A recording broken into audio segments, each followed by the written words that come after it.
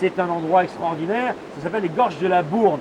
Je rappelle pour ceux qui prennent l'émission en cours que nous sommes dans le Vercors pour notre première émission spéciale sur Vercors, Chartreuse et tous ces coins des Alpes merveilleux. Voilà. Moi, j'ai une info assez particulière à vous donner. Il s'agit d'un couple de plongeurs, de photographes sous-marins qui étaient près de Belle-Île, donc en France.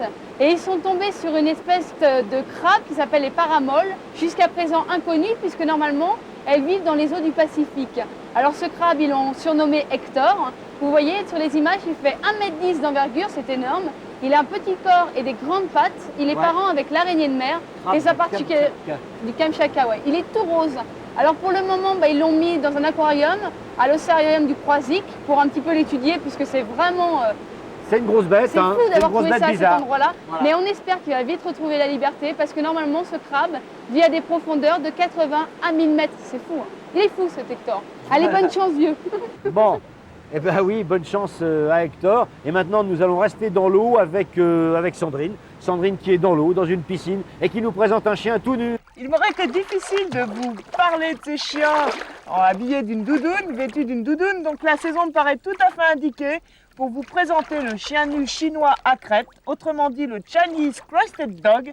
C'est un chien très très rare, très méconnu en France. Il est tout chaud, il est très sympa et c'est chez Serge Motillon Élevage de Champmel que nous allons les découvrir tout de suite.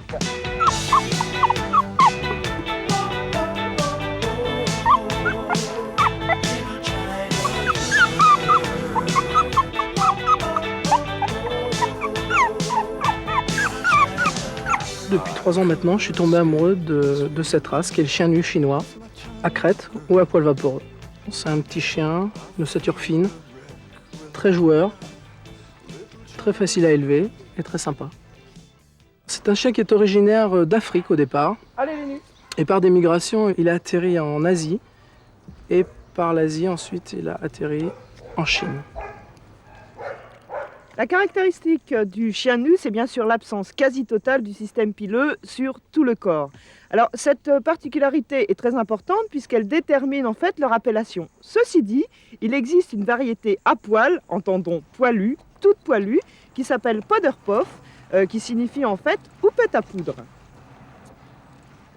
Une autre particularité dans la race, c'est la dentition. Alors c'est vraiment très très particulier, là je peux vous le dire, puisque les chiens nus possèdent généralement beaucoup moins de dents que les autres races. Alors on va essayer de regarder chez la petite Myosotis, tu vois, ouvre un petit peu ta bouche, voilà, c'est très clairsemé. Et généralement ces dents poussent beaucoup plus tardivement que chez les autres chiens. Alors sur un plan couleur, toutes les couleurs sont autorisées, ce qui offre un large choix.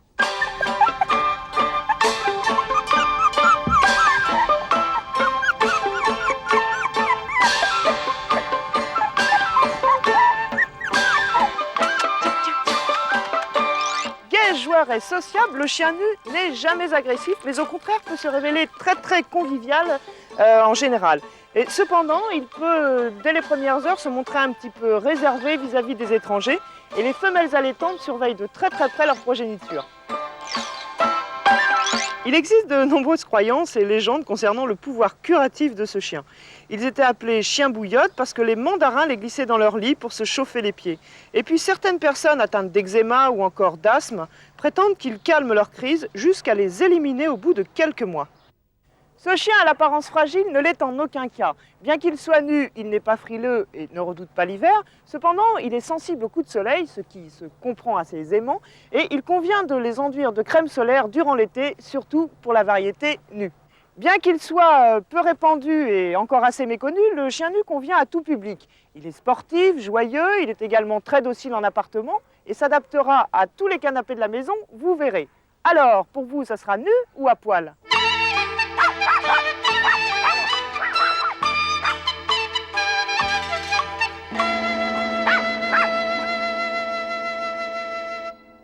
Bien, un changement radical d'animal, puisque maintenant, nous allons avoir affaire à des vaches, et pas n'importe quelle vache, des vaches d'une espèce en voie de disparition, typique du Vercors, les vaches villardes, et Christian va nous en parler tout de suite. Alors c'est vrai que c'est une race très intéressante qui a failli disparaître. Moins de 200 animaux actuellement en France, adultes.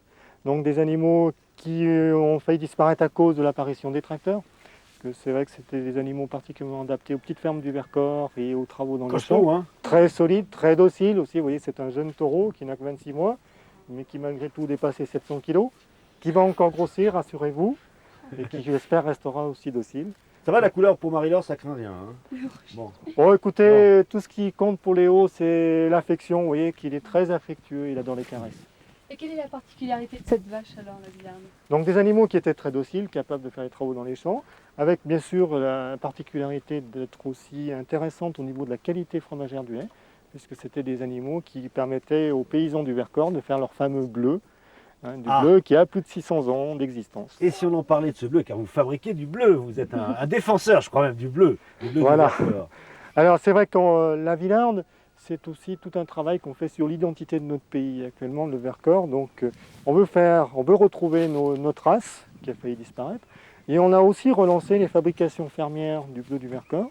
Et actuellement, on a quelques petites difficultés à finir notre démarche d'appellation d'origine contrôlée. Et notamment, on est en train de nous dire que c'est pas tout à fait logique qu'on utilise le terme Vercors dans notre appellation d'origine contrôlée. Oui, bah écoutez, nous on peut en tout cas vous dire qu'on va vous soutenir parce que on est dans le Vercors, on a des vaches Villardes, on vous avoue, on a votre fromage qui est un vrai régal et en tout cas je crois qu'il faut vous tirer un grand coup de chapeau à vous, à votre femme Patricia avec tout le boulot que vous faites. Est-ce que grâce à vous maintenant elle est sauvée cette vache?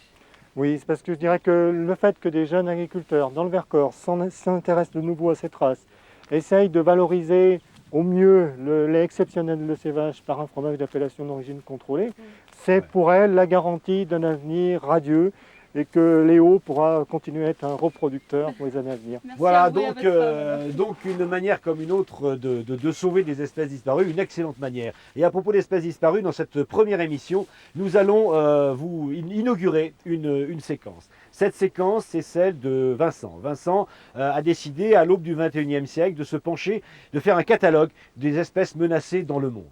Et aujourd'hui, les premières qu'il nous présente, bien sûr, elle est d'actualité, c'est l'éléphant. Bonjour à tous, je vous présente ma fille Clara, car la rubrique que je vous propose maintenant concerne tout le monde, mais les jeunes en particulier. L'an 2000 approche, il est temps de faire des bilans. Et combien de chances, Clara et vous, avez-vous de voir des éléphants, des rhinocéros, des pandas ou des tigres en liberté? Pour le savoir, nous allons faire chaque semaine le portrait de ces animaux en voie de disparition, en collaboration avec le WWF, très impliqué dans leur protection.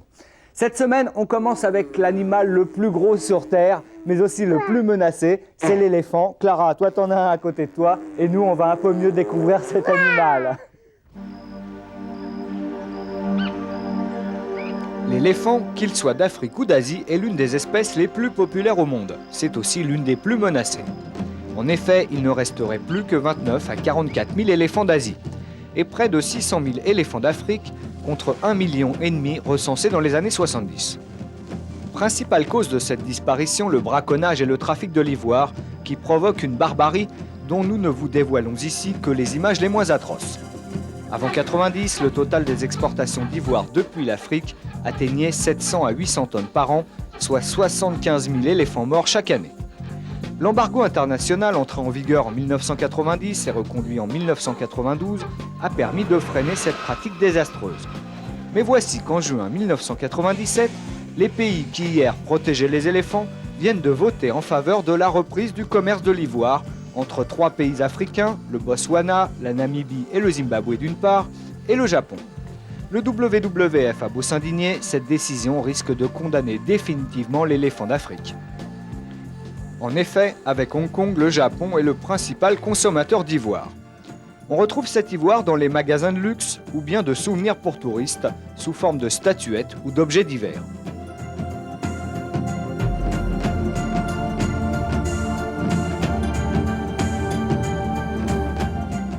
Pour sensibiliser le public et les gouvernements concernés, le WWF, un des principaux acteurs sur le terrain, effectue des campagnes d'information, mais aussi des actes spectaculaires et médiatiques, comme ce gigantesque feu des stocks d'ivoire pris aux braconniers. Afin de ne plus financer ce trafic, il est conseillé de ne plus acheter d'ivoire sous quelque forme que ce soit. La survie de l'éléphant, patrimoine mondial de l'humanité, passe par là. Oui, eh bien, les éléphants, malheureusement, ça repart, ça recommence. Ils ont été déclassés, ils sont passés en annexe 2 de la CITES, c'est-à-dire qu'on a le droit de faire encore du commerce de peau, d'ivoire, etc. Ça va entraîner donc un braconnage intensif, c'est catastrophique. En 1980, il y avait 2 millions d'éléphants, il en reste 350 000 aujourd'hui. Donc, eh bien, on a encore le moyen de pouvoir les sauver. Ce que vous pouvez faire, vous, c'est faire comme pour les chevaux martyrisés, nous envoyer des pétitions contre le commerce de l'ivoire. Vous nous envoyez ça versé, 5 rue Roger Saint-Lagros, 92 130 ici les Moulineaux, et on retransmettra aux personnes intéressées. Voilà. Bien, et nous sommes toujours dans notre Vercors, et ici nous sommes au pied des pistes de Villard-de-Lans. Les skis, on va les louer où, Pierre, alors Les skis, on les loue pas maintenant, mais peut-être que cet hiver, on reviendra. Hein. Ça serait sympa de faire des émissions d'hiver dans la neige, là-haut, tout là-haut. Bien, et nous allons retrouver Anne qui, elle, est partie dans les prés également du Vercors et elle a fait une rencontre intéressante, c'est celle de ces petits chevaux que l'on ne retrouve qu'ici, les chevaux du Vercors. Alors Anne, où que tu sois, c'est à toi, à Vaurenne. Bonjour, et bien dans cette région, nous avons trouvé un petit cheval absolument magnifique, c'est le cheval du Vercors, une race qui n'est pas encore reconnue, mais grâce à Guy Durand qui est éleveur et président de l'association Cheval du Vercors, eh bien j'espère que cette race va être un jour fixée. On va parler un petit peu des caractéristiques physiques de la race. Oui, c'est un cheval qui est très rustique, c'est ce qu'on recherche actuellement. Un cheval qui puisse être toute l'année dans le pré, qui puisse être même l'hiver, nous avons ici très souvent du moins 30, voire plus dans certains coins. Sinon c'est un cheval qui nous sert à tout faire et qui est très sympa, qui est très docile. Vous voyez, c'est des chevaux qu'on manipule très rarement et pourtant on est là au milieu d'eux et ils ne bougent pas. Les poulains restent couchés, en fait on ne s'occupe jamais d'eux et quand on vient les voir, ils sont contents de nous voir tout simplement et ils sont simples et faciles. Une chose intéressante aussi, c'est que la robe doit être baie, c'est ça? Oui, tout à fait. Il est accepté en blanc que la pelote en tête. Ouais. Sinon, même les 4 membres doivent avoir des chaussettes, vous voyez, jusque pratiquement au corps. Et le restant doit être absolument tout baie. Alors, ça passe du baie clair au baie brun, mais c'est un cheval qui forcément a cette couleur et aucune balsa n'est acceptée dans cette race-là. Ok, en tout cas, je pense que c'est une race qui mérite d'être connue. On résume, elle est docile, donc un cheval très gentil, petit, pratique et excellent en randonnée. Et en parlant de randonnée, moi je voulais vous dire que pour partir en randonnée en montagne, eh bien, il fallait prendre quelques précautions. On ne prend pas un cheval et on ne part pas comme ça se balader dans la montagne. Et c'est Claude Lux, notre spécialiste équestre, qui nous dit qu'est-ce qu'il faut faire, qu'est-ce qu'il ne faut pas faire lorsqu'on part en randonnée.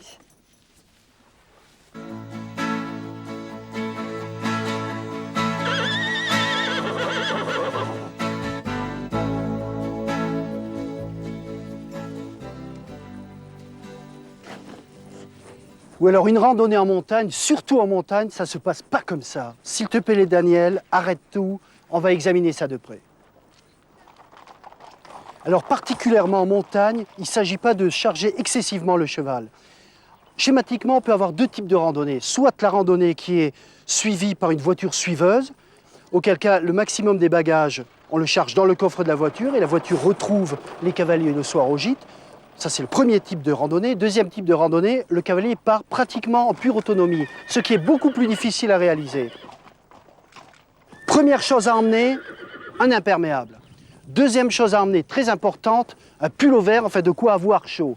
Il faut être bien chaussé parce qu'en montagne, on va essayer au maximum de soulager sa monture. Soulager sa monture, ça veut dire quoi? Ça veut dire marcher à côté d'elle, particulièrement dans les descentes. Donc des bonnes chaussures, un équipement qui est adapté, équipement du cavalier classique et un chapeau.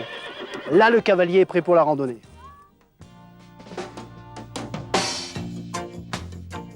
Alors en montagne, le cheval est soumis à un effort quand même qui est assez intense et qui est régulier dans les montées, que ce soit dans les montées ou les descentes. Alors, précaution particulière, être constamment à l'écoute de son cheval. Alors écoute, ça veut dire quoi? Surveiller surtout son souffle. On regarde les naseaux et même avec les jambes, on